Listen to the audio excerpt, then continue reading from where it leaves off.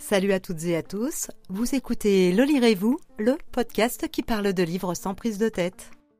Alors aujourd'hui, on va parler d'un roman noir qui a déjà reçu 2 prix, le prix Jean Giono et le prix Renaudot des lycéens. Et je l'ai adoré. On était des loups de Sandrine Colette. Ce roman, c'est l'histoire d'un taiseux, Liam, un homme de la forêt, un vrai solitaire. Bon, il a quand même ramené une jeune fille de la ville et ils ont eu un enfant. Haru a 5 ans et à un retour de chasse, Liam découvre sa femme tuée par un ours et leur fils caché sous le cadavre. Ne sachant que faire, il décide de partir à cheval pour déposer son fils à sa famille en ville parce qu'il ne sait pas comment s'en occuper et surtout que faire de lui durant les longues chasses nécessaires à leur survie.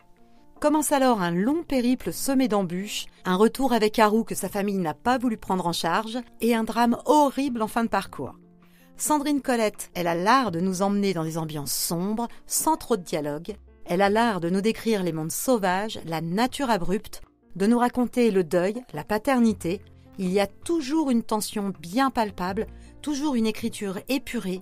C'est juste l'art de nous tirer des émotions fortes, des attachements intenses, sans que ces personnages ne disent grand-chose.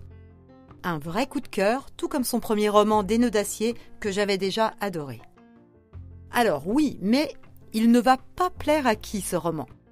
Eh bien, pas aux adeptes purs et durs du feel-good, ça c'est sûr, pas à ceux qui ont le blues et qui cherchent à se changer les idées, et pas non plus à ceux qui ont besoin de dialogues à foison dans leur lecture, ça c'est certain.